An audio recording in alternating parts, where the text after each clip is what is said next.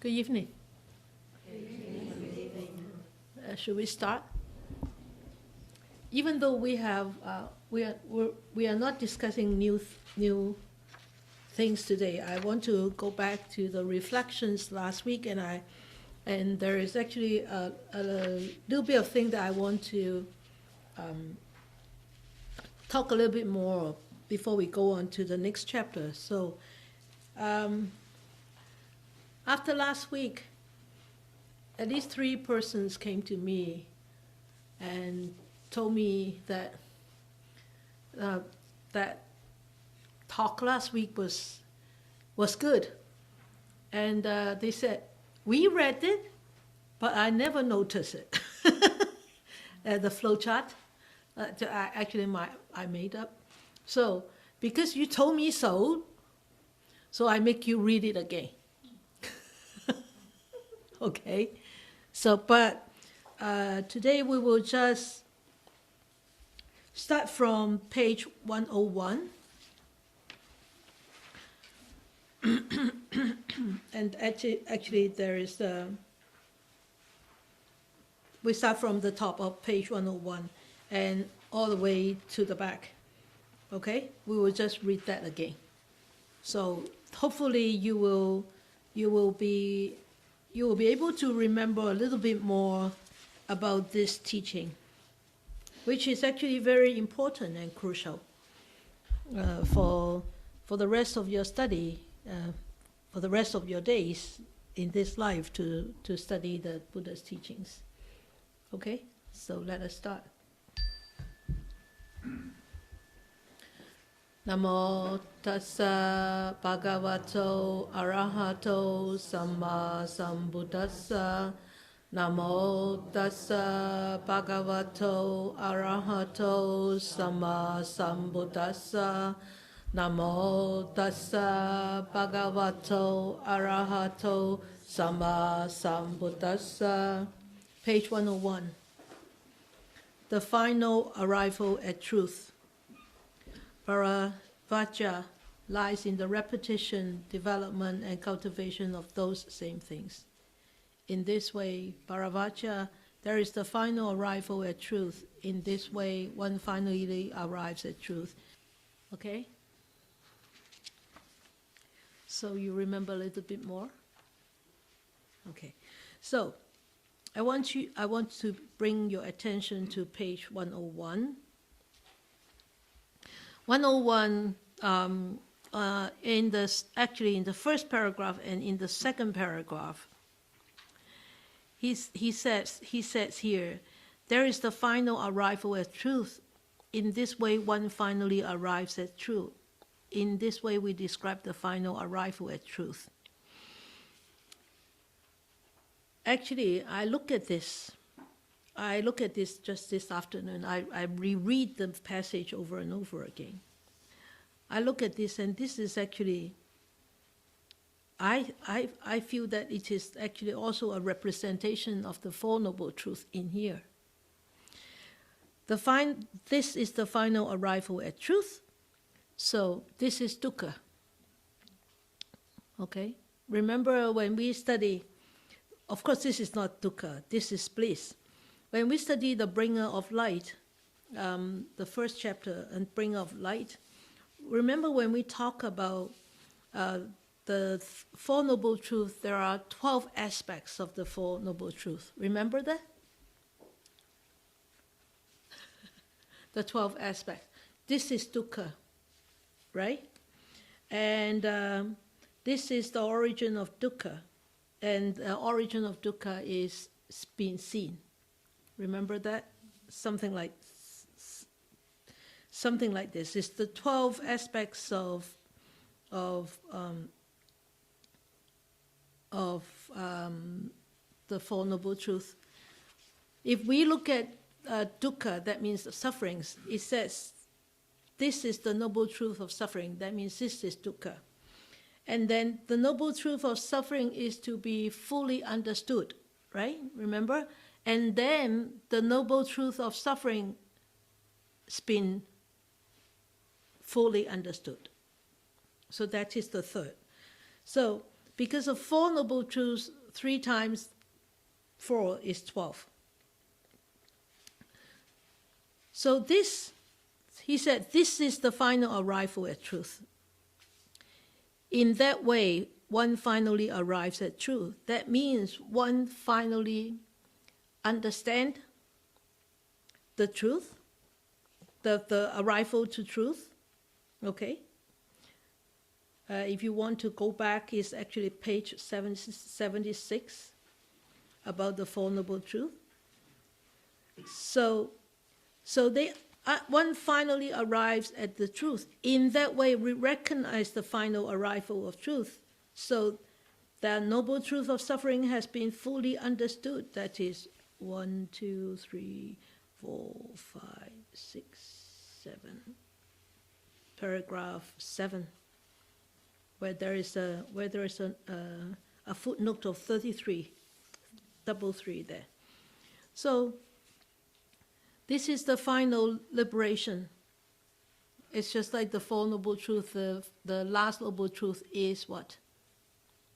The complete eradication. The complete eradication of sufferings. And this final arrival of truth, that means the complete eradication of sufferings, right? And then in that way, one finally arrives at truth. That means the path that allow one to arrive at the truth. When one arrives at the truth, one understood, right? The path to that truth, yeah? So the path to, this may sound a bit, the path to the truth before getting to the truth is suffering?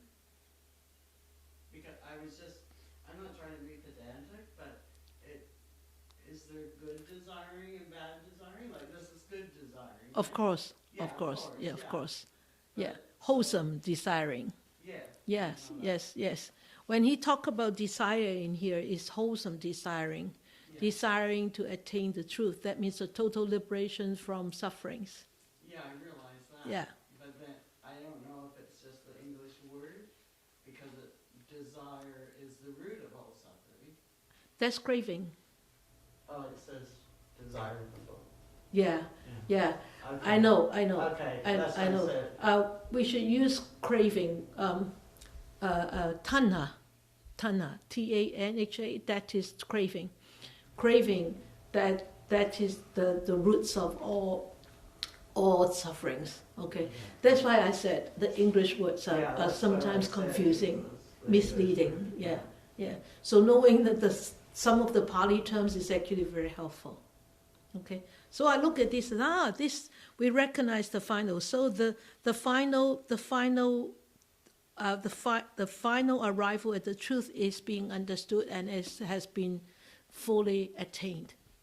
So that is actually, you can see, anywhere you look at it, you can actually apply the Four Noble Truths in it.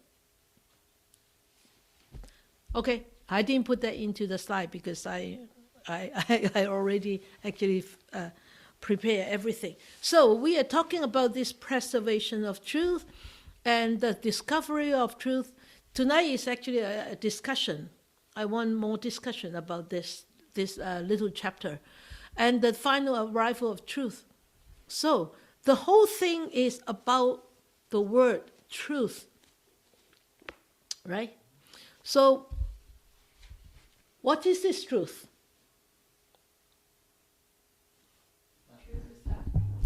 The truth of suffering, okay. That there is no right or wrong, like there's two sides to the truth.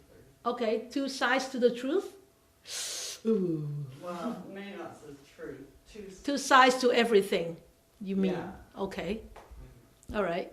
I think seeing things as they really are. That's good. That's good. See things as it really is. And so this truth is talking about what? The nature of existence of all phenomena, right? Mm-hmm. Agree? Mm-hmm. The nature of existence of all phenomena. That include what? That include us? That include this? anime and inanimate, right? So we are the anime ones. So this nature of existence, what are the concepts behind this nature of existence? Which three concepts? I'll give you a big hint already. Okay. Greed, hate, and delusion. No. Impermanence. Good. And an origination. Yeah, good. So impermanence, remember this word in Pali is anicca. Anicca, okay? So anicca, so impermanence, that means it is changing, constantly changing. The changes could be fast, could be slow. Okay? So impermanence means all conditions things are in this constant flux of changes. So the Buddha teachings also tell us that whether it's physical, whether it's mental events, are they still subject to changes? Yeah, good. So if they are subject to changes, after they arise, they change, where do they go? Would they pass? Would they pass away? Are you sure? No? You're not sure whether they will pass away? They change to the other form. Yeah, they change to another. Not just disappear, exactly. So it has to go somewhere. Yeah. Or do something. Yeah. Okay. But it disappears from that mode of existence. Okay, like this. If this keeps on changing, of course these things, the changes are very subtle. It's very difficult to actually see it with our human eyes, right? Unless you have a Dharma eyes, or eyes with wisdom, like in the Diamond Sutra says, then you'll be able to see the subtle changes that's pertaining to this inanimate things. But eventually, this will break down, eventually. But it doesn't really completely disappear. It changes to become another form. It becomes pulp, or mushi, or we ground it down, become whatever. We put it into our soil, and it changes the soil too, right? So we human life actually embodies also this kind of changes. Whether we like it or we don't like it, it is the fact. It is the truth. Yeah, the truth. So this is one part of the truth. So what is the second real fact about this truth? Dukkha. What is dukkha in English? Sufferings, dissatisfactions, unhappiness. What else? Death. Yeah, of course. Yeah, if you don't accept death, death could be a suffering. Huh? So many more, right? So dukkha means dissatisfaction, unsatisfied, suffering, pain, unhappiness. So is dukkha just mental? No. Can dukkha include physical? Of course. So physical dukkha, can you give us an example? Pain. Just physical pain. What else? We are all going through. Aging! Wow, big thing. Okay. And Do you consider aging as pain? no, dukkha. Dukkha, okay. Not pain, dukkha. I don't consider aging as pain. Sorry, Jitsa. I think it's happy. But it could be dukkha if you don't like it. Yeah? If you don't accept it, right? And of course dying, right? So can we actually avoid from this dukkha? Can we avoid all the dukkha? Not until we reach enlightenment or, Arrival at the truth. yes, thank you. But I think to some extent we could actually liberate ourselves in somehow, to a certain extent, maybe a little bit, right? A little bit at a time. We could. I think we could. As long as we, yes, If you, like, having a challenge or feeling unhappy is what creates change, movement. yeah, And so if you're not ever suffering, then you're not, I would think that you'd just get kind of moldy. moldy. Moldy. Oh, no, okay. Because you wouldn't be, there's no challenge. That's why it's like Bob said, it's two sides to a coin, isn't it? It's duality. So when life is too sweet and sound, you don't strive. Yes. Yeah, Right? that's that's what I'm striving to Yeah. understand. But some people, when they experience dukkha, they turn dukkha into a tool for them to strive forward. But some people could react to or could deal with dukkha with the other way, going backward, Oh, okay. right? Yeah. So we could liberate ourselves by not having as much attachments. Of course, of course, of course, right away. Yeah. Okay. Yes, Paul. We can help by not constantly reacting. Yeah, and multiplying the dukkha. Yeah. So you can, in a way, I won't use the word control the dukkha, but you can definitely have an influence on it. Influence the dukkha. Influence the dukkha. Accept the dukkha the way it is, and still be happy. Yeah.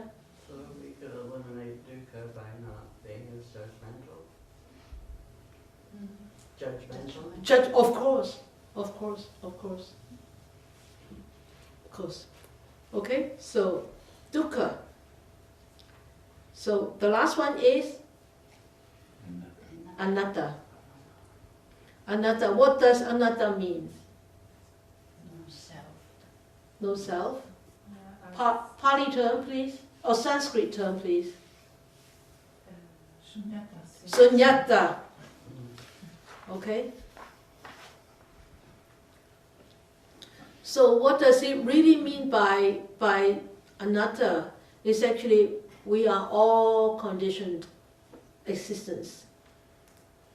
What does it mean by conditioned existence? All things have to come together to create a condition.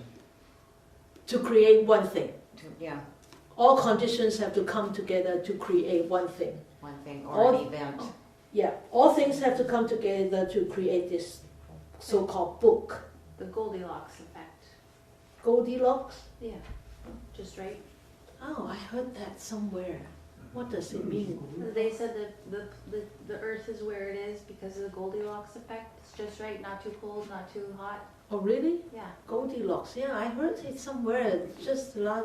I don't know From a what. fairy tale about the It's a fairy tale? Oh. three bears and the girl stealing porridge. Oh. This one's too hot, this one's too cold. Oh, really? This one's just right. Her name was Goldilocks. Oh, I see. Okay. Goldilocks. Okay. Yeah, Goldilocks. The right kind of Goldilocks. So that means is there a true self? Is there true me existing? No. I'm just a whole bunch of conditions all come together at the right time, at the right in the right place. You know, the right conditions all come together that make certain thing the way it is. So, well, and Nietzsche and dukkha apply to all conditioned phenomena, right? Of conditioned phenomena.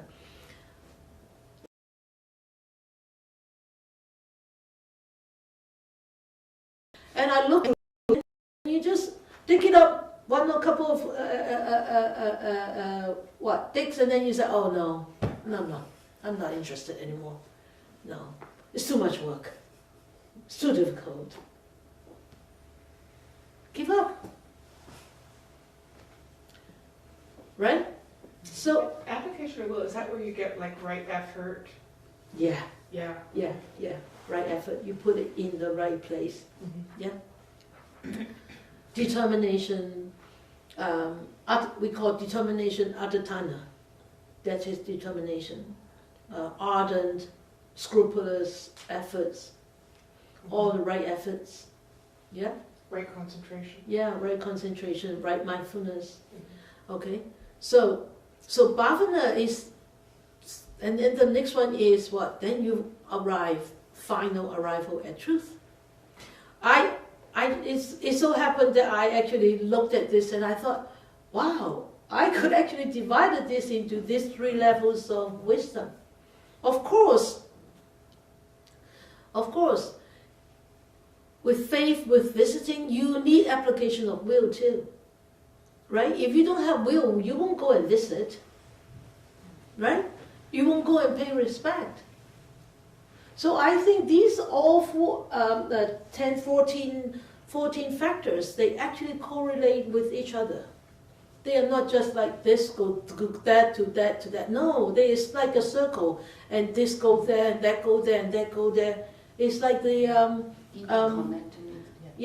it's like the Eightfold Noble Path. They are all interconnected with each other. And they all support each other. Okay, so Bhavana Mayapana comes at the end because this is the prime importance of that is very important for realizing the truth. So I see this is a really, really strong network for us to actually practice.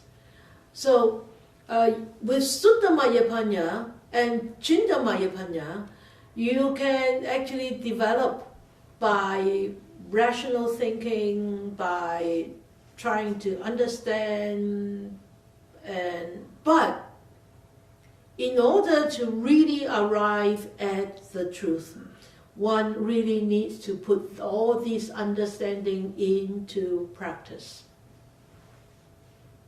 Otherwise, you can't. You will never be able to arrive at the truth. Like the Olympic swimmer coach. They know how to coach Olympic swimmers, but they may never get a gold medal or silver medal or bronze medal, right? Because why? They only know how to teach. They only know how to talk, but they cannot walk the talk. They only talk the talk. So this is important. My opinion. Yes. Do you think that you could replace faith with need? It's different. It's very different. I would rather use spiritual confidence. Because a lot of people look for religion or because of a need. If they have no other choice and they need to fill that hungry ghost. So it's kind of different though.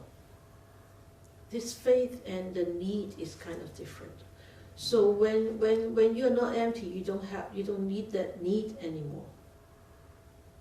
But faith is different. I mean, this faith is not blind faith. No, of course not. This is No. faith comes to some understanding, yeah. Yeah. And remember that the Buddha said in this chapter, he said, 3 blind men, right? The first one is blind, the second one is blind, and the third one is blind. So you're not going anywhere. But this faith is not blind faith. You have to scrutinize the teachings, you have to scrutinize the teacher, you have to investigate the teacher, you have to investigate the teachings.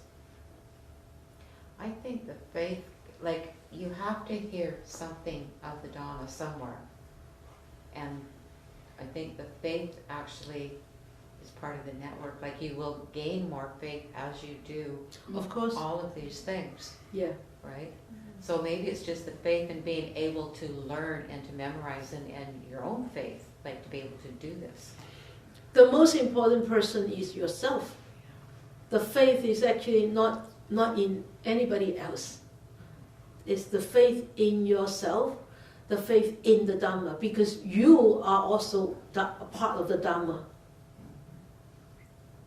You are also a part of the Dharma, right? Is it the acceptance to strive even though you don't understand it all? Faith? Yes. It could be. Yeah. It could be. That's a good. For There's faith, to me, it's sort of, it sounds true. I don't know for sure, but It sounds true. Yeah, it rings true to me, so I kind of think, okay, I think Yeah. I want to follow this because it's something that, Just like what I said Makes just sense. now. Oh, wow, yeah. The Buddhist teachings talk about cause and effect, the law of causation. It's right. It seems to be okay for me, so I will go and have a look at it. So that's the beginning of faith, right? I don't know for sure. I guess I'm just curious because most people come from a place of hurt looking for wisdom, right? Not necessarily. I guess maybe that's my North American view of it. A lot of people here end up going to faith because they're hurting. Okay. Not because of faith. Like, to me, it would be more they're hurting and that need is not being met in their lives, and which would then teach them to, or bring them to this. But they got to have faith in order to start, even though that's the need is there. If they do not have the faith, they won't start. They won't start to practice in that particular practice. I would call it more hope. We can call it anything. You hope you're right. Yeah. One thing that wasn't discussed, I think, is faith in the teacher, right? Faith in the teacher, faith in the teachings, and also most important is faith in yourself. That I can do this, I can walk on this path, and I can be liberated from my sufferings. That is the most important, because if you don't have that faith in yourself, and you always depend on your teacher, what happens if your teacher die? Or what happens if your teacher turn to become a bad teacher, a bad person? What happens? Then you rely on that teacher, is very unreliable. That's why the Buddha in Dhammapada, the Buddha said in the Dhammapada, he said, be an island unto yourself. You have to become your own island, not depending on others to be your island. Remember that? Yeah? Okay? Good. We haven't come to reflections yet. Oh, right on schedule. Yeah, we were right on schedule, very good. Okay, faith. So these are the 14 factors in this seeking of the truth, arrival at the truth. And you can see that I put them into different colors, how I actually put them into the last category of different categories of wisdom. The first 5 is in blue is Sutta Mayapanya, and the next 5 in green is Cinta, C-I-N-T-A, Cinta Mayapanya, that means the mind. And then the last 4 in red are Bhavana Mayapanya, the cultivation of ultimate freedom, cultivation of ultimate wisdom.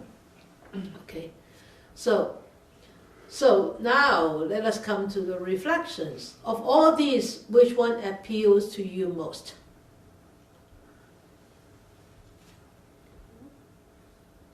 Faith? No?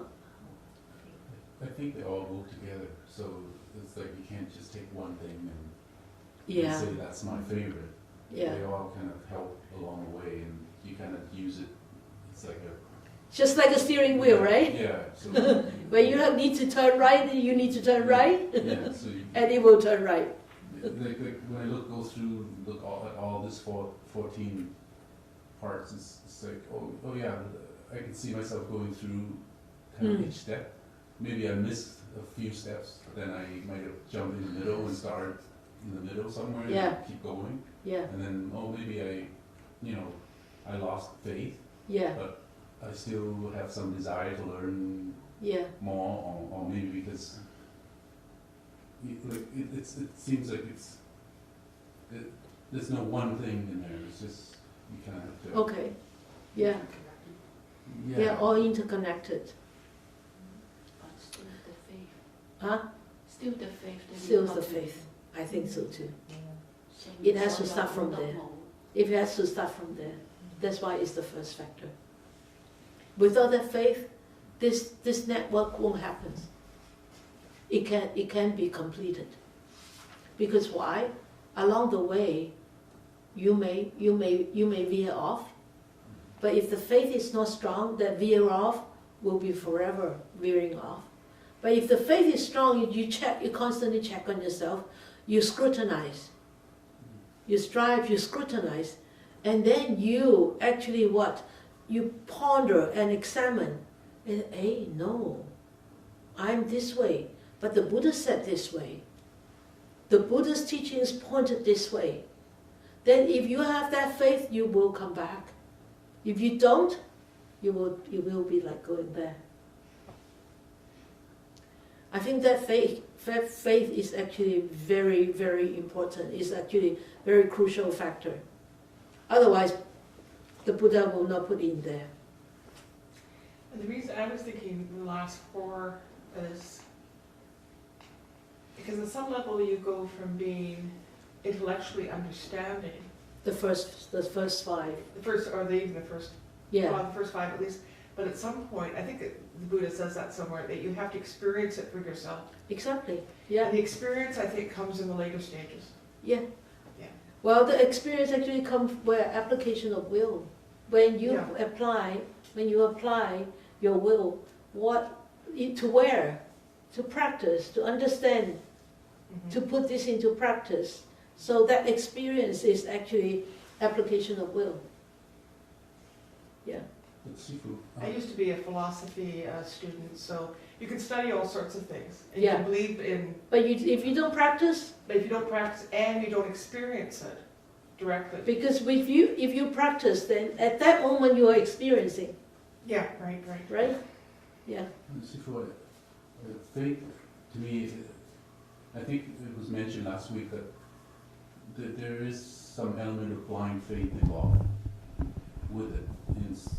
I think for me personally, I think originally Initially. there is some blind faith.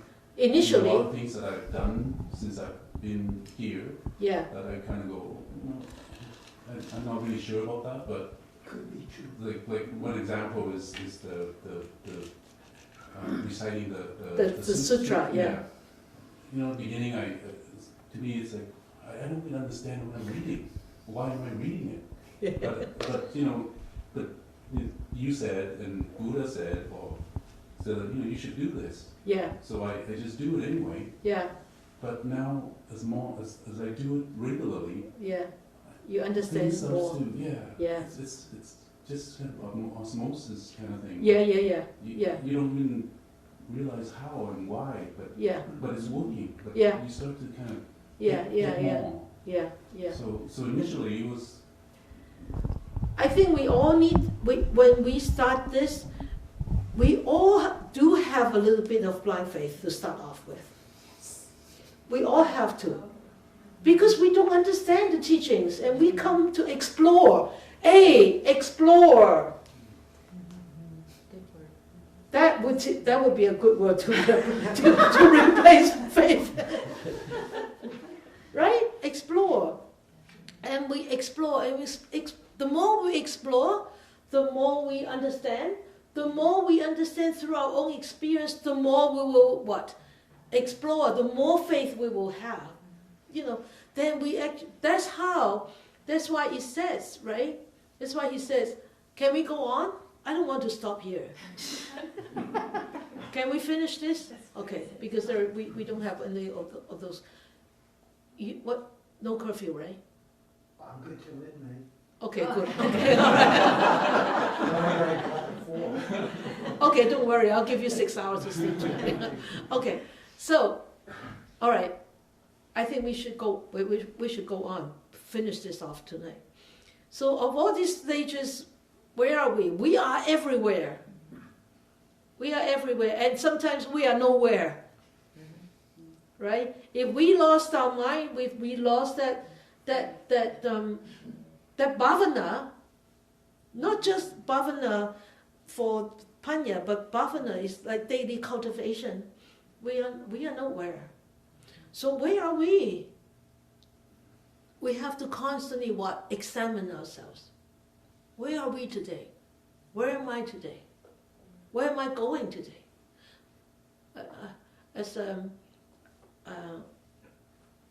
It was Bhikkhu Bodhi or Anayaro talking to his teachers. His teachers said, are you walking away from sufferings, or are you walking towards sufferings? So, is that and so you have to check yourself every day. Am I walking towards sufferings, or am I walking away from sufferings? So that is a very strong examination that we have to do every day, every now and then. Yeah? So are you or are we walking away from suffering? Check it out tonight before you fall asleep. Do we really have to start from faith? Yes. I think so. We have to constantly go back to faith. The faith is being strengthened, your practice strengthened, your practice strengthened, your faith will automatically, naturally strengthen. Why you folks keep coming back here? We like the tea. You have the faith in the tea, right? That must be good tea. No, we come because we have faith in the teachings. Exactly. Which And we you like. have faith in this place will not turn you to become a monster. Right? I think that I would be in the visiting part because I just started coming here, but the reason why I was comfortable coming back was because of the scrutinizing, the promotion of scrutinizing, because I don't like being forced into anything or being forced to believe anything or being forced Yeah. into any sort of, Yeah. and I'm very skeptical and I Yeah. like to read science and I like Yeah. to have research, and Yeah. so the fact that the second time I came here they promoted the word scrutinize. Oh, last week, yeah. Yeah, that was, I completely relaxed. Good. The Good for whole you. idea of it. Yeah, yeah. Because That's the wisdom of the Buddha. yes, Yeah. yeah, Yeah. That's what he taught. it hooked me. Oh. Dharma works. Okay. So we do I think we do really need to start from faith. Because she was able to scrutinize, right? So she started to have a little bit of faith coming back here. So she comes back. Okay? So how are we going to go forward? The faith. Leap of faith. The faith. In all these, any stage, any of these factors. Okay? So we need to strive, we need to scrutinize, we need to apply our will, we need to have this urge, spiritual yearning. And we need to, after scrutinize, then we need to accept his teachings. And accepting the teachings is not out of blind faith, because you scrutinize and you check it out and you experience. And you can see it everywhere. Okay? So, I'm sure we will all go forward. Have faith. So he said the final arrival at truth lies this in here. Repetition, development, cultivation of all these things. The most important word is actually repetition. You repeatedly develop, you repeatedly cultivate, you repeatedly what? Apply your will, scrutinize, strive, examine, ponder, Right, because they said. and that visit. you do it Yeah, again. never stop that cycles. Okay. So at the end, he said, at the end is actually page 103. He said, wow, formerly we think, who are these bull-headed ascetics, these dark manual offspring of the Lord's feet, that they would understand the Dharma, the second last paragraph. Because why? Because they think that all the ascetics were born out of the feet of the Brahma. And they are born out of the mouth of the Brahma. So they are higher up, and everybody else is lower than them.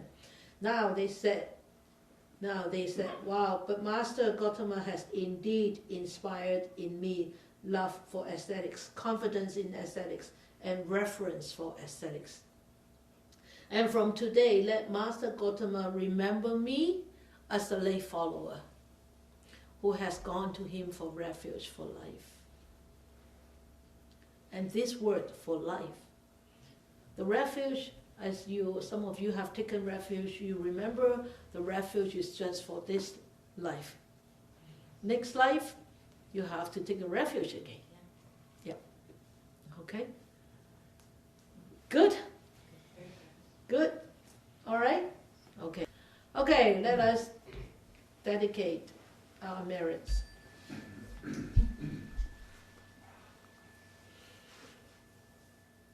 May these blessings extend to all, that we with all the other living beings together will attain the Buddha way. May we wish more and more people will encounter the wise words of the Buddha, study them, practice them, and help themselves to liberate from their own dukkha, and be truly happy, free, and peaceful.